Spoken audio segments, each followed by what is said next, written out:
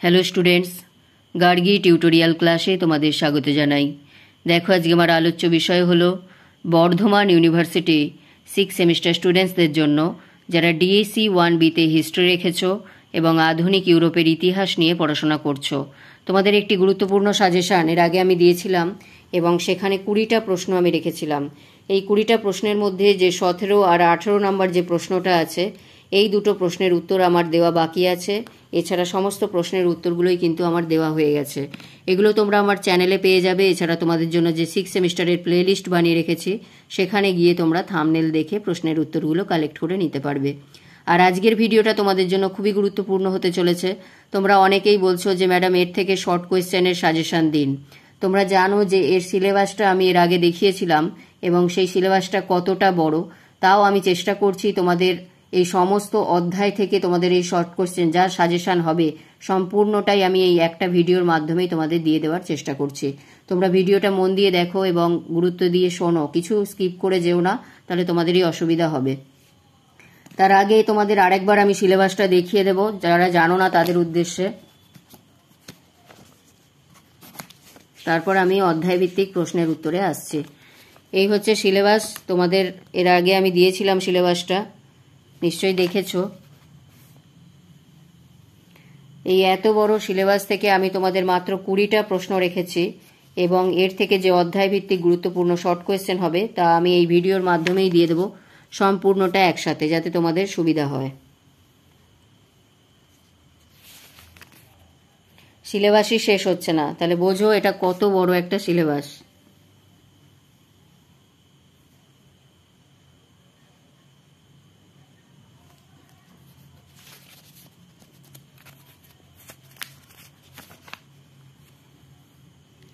এখানে শেষ হলো। আর আমি তোমাদের বইটাও দেখিয়ে দিচ্ছি, বইটা কার লেখা সেটাও দেখিয়ে দিচ্ছি, যাতে তোমরা কিনলে চাইলে কিনতে পারো সুবিধার জন্য। এই হচ্ছে তোমাদের বইটা, আধুনিক ইউরোপের রূপরেখা এবং জি.কে. পাহাড়ির লেখা, অধ্যাপক জি.কে. পাহাড়ি। চলো এবার দেখে নেওয়া যাক যে প্রথম অধ্যায়ে আমাদের কি প্রশ্ন আছে। আমি প্রশ্নগুলো জাস্ট বলে যাচ্ছি, কোনো উত্তরগুলো বলছি না, তোমরা দেখে এখান থেকে বুঝে নেবে। ফরাসি বিপ্লবের সময়ে ফ্রান্সের সম্রাট ও সম্রাজ্ঞীর নাম, এটা কিন্তু পরীক্ষার সময় এসেছিল। যখন তোমাদের কোভিডের সময় পরীক্ষা হচ্ছিল, তখন এটা এইভাবে অনলাইনে যখন পরীক্ষা হচ্ছিল, তো সেই সময় এটা এসেছিল। এরপর দেখো, মন্টেস্কুর রচিত দুটি গ্রন্থ ও তার বিষয়বস্তু। তাহলে তোমরা অবশ্যই মন্টেস্কুর গ্রন্থগুলো তো মনে রাখবেই, বিষয়বস্তু যদি নাও করো, গ্রন্থ দুটির নাম মনে রাখবে। রুশোর একটি প্রসিদ্ধ গ্রন্থের নাম ও তার বিষয়বস্তু। কবে কারা টেনিস কোর্ট শপথ নিয়েছিল এবং কেন?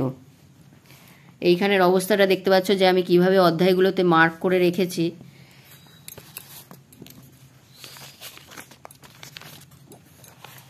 কারণ তোমাদের সম্পূর্ণ যা সাজেশান তা আমি এই ভিডিওর মাধ্যমেই দিয়ে দিতে চাই। দেখো, বাস্তিল কি, কবে এর পতন ঘটেছিল? সিভিল কনস্টিটিউশন অব দি ক্লাজি কি? বেবিউপ কে ছিলেন? বিপ্লবকালীন ফ্রান্সে দুটি প্রধান রাজনৈতিক দলের নাম লেখো। আমি তোমাদের ভালো করেই দেখিয়ে দিচ্ছি যাতে তোমরা স্ক্রিনশট মেরে নিতে পারো। পাডুয়ার প্রচারপত্র কে কি উদ্দেশ্যে প্রকাশ করেন? পিলনিজের ঘোষণা কি? সেপ্টেম্বর হত্যাকাণ্ড 1792 খ্রিস্টাব্দ কি? সন্ত্রাসবাদী শাসন ব্যবস্থার প্রধান দুটি সমিতির নাম। আশা করছি দেখতে পাচ্ছ। জননিরাপত্তা কমিটি কেন গঠিত হয়েছিল? দুজন সন্ত্রাসবাদী শাসন পরিচালকের নাম কি? শীত সন্ত্রাস কারা সৃষ্টি করেছিল এবং কেন? টেইলি কি?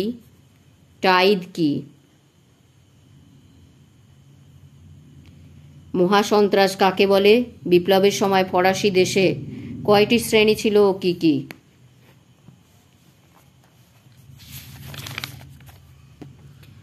ফ্রান্সে প্রচলিত কয়েকটি করের নাম করো।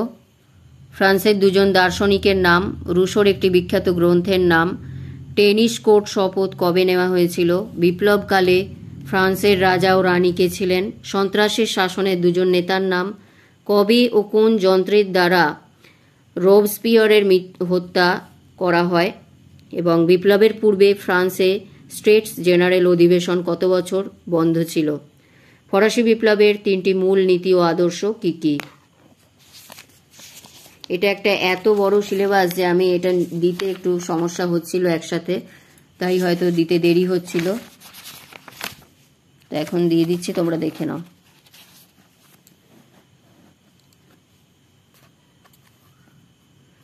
ট্রাফালগারের যুদ্ধ কবে কাদের মধ্যে সংগঠিত হয়েছিল, কনসালের শাসন ব্যবস্থা কাঠামো কিরূপ ছিল,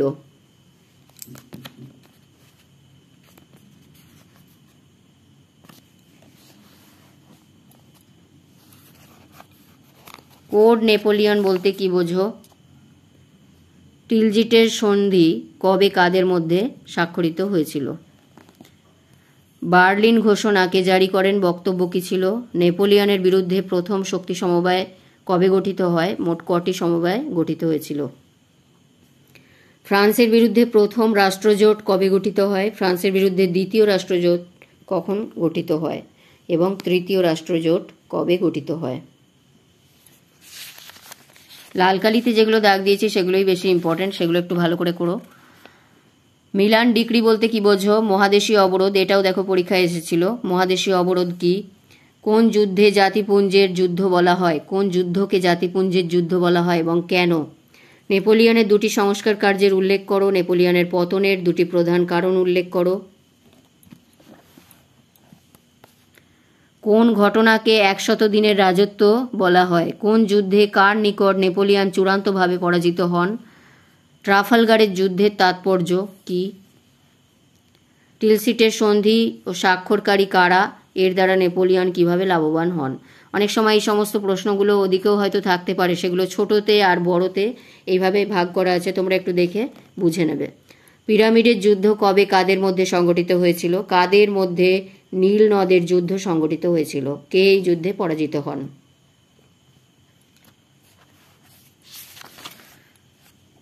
ওয়াটারলুর যুদ্ধ কোন তারিখে সংগঠিত হয়, নেপোলিয়ন কখন ফ্রান্সের শাসনভার গ্রহণ করেন, কোড নেপোলিয়ন কি, কনকর্ডাট 1801 কি, মহাদেশীয় ব্যবস্থা কে জারি করেছিলেন, অর্ডার্স ইন কাউন্সিল কোন দেশে জারি করেছিল, অ্যাসাইনেট কি, নেপোলিয়ন কোন যুদ্ধে চূড়ান্তভাবে পরাজিত হন, নেপোলিয়নকে কোথায় নির্বাসিত করা হয়।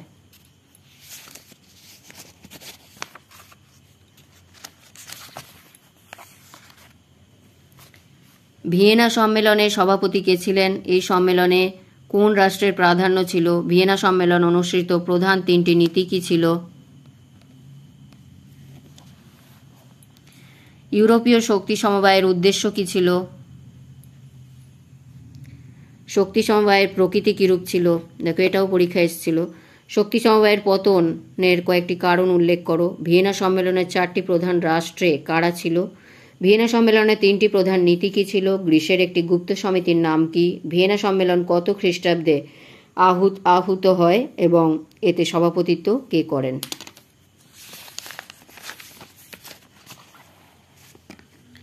ভিয়েনা সম্মেলন অনুসৃত 3টি নীতি কি ছিল, মেটারনিক কে ছিলেন, পবিত্র চুক্তি ও উদ্ভাবক কে, চতুর্থ শক্তি চুক্তির 4টি শক্তি কারা, নেপোলিয়নের পতনের পর কে ফ্রান্সের সিংহাসনে বসেন। জুলাই বিপ্লব কবে হয়েছিল, তখন ফরাসি সম্রাট কে ছিলেন, কোন সময় মেটারনিক যুগ বলা হয় এবং কেন, এটা খুবই ইম্পর্টেন্ট। আচ্ছা, নাগরিক রাজা কাকে বলা হতো, তার রাজত্বকালে গুরুত্বপূর্ণ ঘটনা কি, ফ্রান্সে জুলাই বিপ্লবকালে কে সম্রাট ছিলেন, কার আমলে ফ্রান্সের 1884 এর বিপ্লব হয়েছিল, কাকে নাগরিক রাজা বলা হতো, সরি এটা 1848 আছে, আমি ইংরেজি ভেবেছি, 1884 নয় 1848। ইউরোপে কোন সময়কে মেটার্নিক যুগ বলা হয়? তৃতীয় নেপোলিয়ন কত খ্রিস্টাব্দে ফ্রান্সের সম্রাট হন? ফ্রান্সে জুলাই বিপ্লব কত খ্রিস্টাব্দে হয়? তখন ফরাসি সম্রাট কে ছিলেন?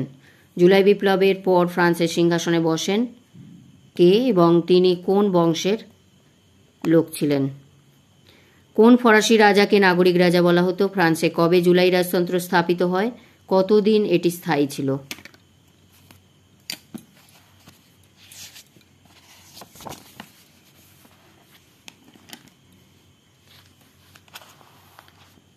ইতালির ঐক্য আন্দোলনের কয়েকজন নেতার নাম। ইয়ং ইতালি দল সম্বন্ধে কি জানো? কার্বোনারি কি?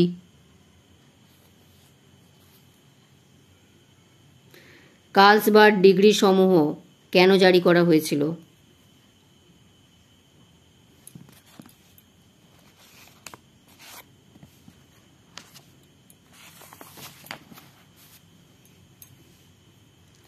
কত খ্রিস্টাব্দে কার নেতৃত্বে তৃতীয় প্রজাতন্ত্র প্রতিষ্ঠিত হয়?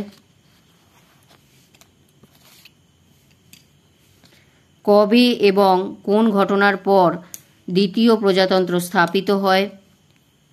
লামার্তিন কে? লুই ব্ল্যাঙ্ক কে ছিলেন? দ্বিতীয় ফরাসি প্রজাতন্ত্র কতকাল টিকে ছিল? দেখো এই দুটো প্রশ্ন কিন্তু এসেছে। ফ্রান্সে দ্বিতীয় প্রজাতন্ত্রের রাষ্ট্রপতি কে ছিলেন? দাস ক্যাপিটাল কে কত খ্রিস্টাব্দে রচনা করেন?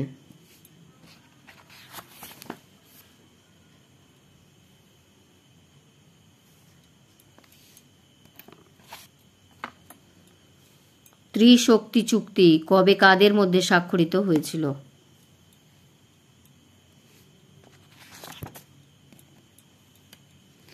ফ্রান্সে কত সালে তৃতীয় প্রজাতন্ত্র স্থাপিত হয়? এর প্রথম প্রধান কে হন?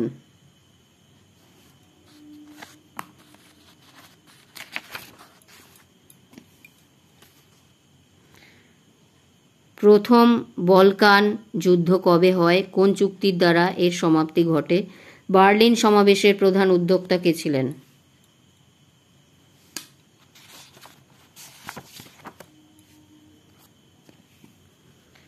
কবে কাদের মধ্যে ভার্সাই সন্ধি স্বাক্ষরিত হয়েছিল? ভার্সাই সন্ধি কে বলা হয় কেন?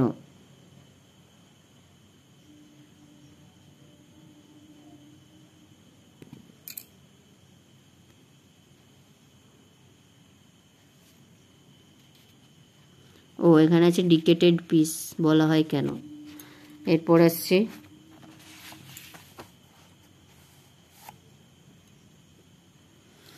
মুসোলিনির দল ও মতবাদ কি নামে পরিচিত? দেখো এটাও পরীক্ষা এসেছিল। অক্ষ শক্তিবর্গ বলতে প্রধানত কোন কোন দেশকে বোঝাতো?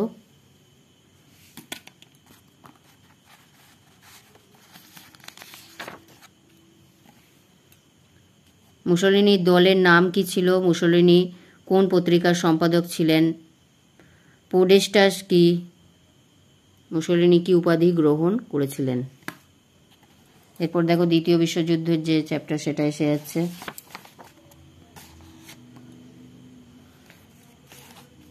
অক্ষ শক্তিবর্গ বলতে প্রধানত কোন কোন দেশকে বোঝাতো? স্পেনের গৃহযুদ্ধ কেন ঘটেছিল? নাৎসিবাদ ফ্যাসিবাদের মধ্যে মিল কোথায়?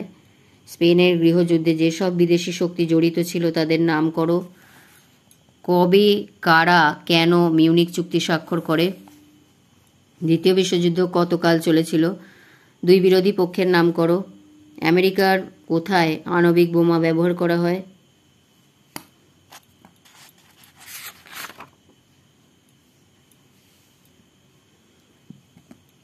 কে কোন দেশ আক্রমণ করলে দ্বিতীয় বিশ্বযুদ্ধ শুরু হয়? জার্মানি কত খ্রিস্টাব্দে আত্মসমর্পণ করে? কোন তারিখ ডি ডে নামে খ্যাত? এবং জাপানের কোন দুটি শহর এবং কবে আণবিক বোমা বিস্ফোরণ ঘটানো হয়?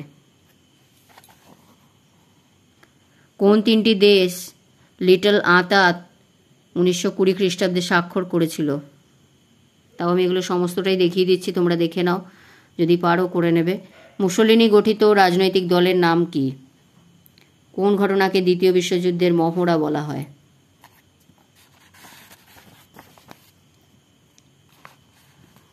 লিগ অব নেশন গঠনে উড্রো উইলসনের অবদান কতখানি? লীগ পরিষদের মোট সদস্য সংখ্যা কত ছিল? লীগের প্রথম শেষ অধিবেশন কবে অনুষ্ঠিত হয়? কোন সময়কে লীগের সর্বাধিক সাফল্যের যুগ বলা হয়? যুগ্ম নিরাপত্তা বলতে কি বোঝো?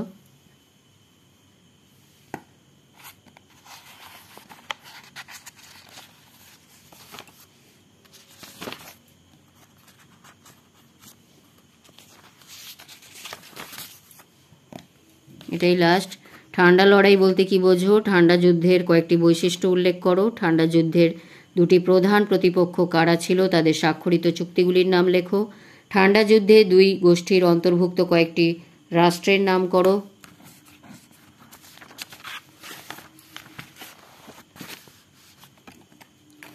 ঠান্ডা যুদ্ধের অর্থনৈতিক ব্যাখ্যা কি দেওয়া হয়েছে? তৃতীয় বিশ্ব বলতে কি বোঝো? তৃতীয় বিশ্বের দেশগুলির মধ্যে কি কি সাদৃশ্য লক্ষণীয়? হাঙ্গেরি সংকট এর উৎস কি? হাঙ্গেরি সংকটে ভারতের নীতি কি ছিল? সেখানে কমপ্লিট হয়ে গেল। যা তোমাদের সিলেবাস ছিল তা আমি সমস্তটাই তোমাদের ক্লিয়ার করে দিলাম এই একটা ভিডিওর মাধ্যমেই, যাতে তোমাদের সুবিধা হয়। তোমাদের সুবিধার্থেই এটা করলাম। তাহলে এই যে সাবজেক্ট, এই সাবজেক্ট থেকে আর মাত্র দুটো প্রশ্ন বাকি রইল। তবে এটা বলে রাখি যে যেহেতু তোমাদের হিস্ট্রির সিলেবাসটা অনেকটাই বেশি, তো কিছু ইম্পর্টেন্ট কোয়েশ্চেন হয়তো এখনও বাদ থেকে গেল এই 20টার বাইরে। যদি পরবর্তীতে আমি সময় পাই সেগুলোও তোমাদের দিয়ে দেওয়ার চেষ্টা করব। তাহলে ভিডিওটি যদি গুরুত্বপূর্ণ মনে হয় একটি লাইক করে দিও, চ্যানেলে নতুন হলে সাবস্ক্রাইব করে নিও এবং বন্ধুদের মধ্যে অনেক অনেক শেয়ার করে দিও, যাতে প্রত্যেকে উপকৃত হয়। দেখা হচ্ছে পরবর্তী ভিডিওতে।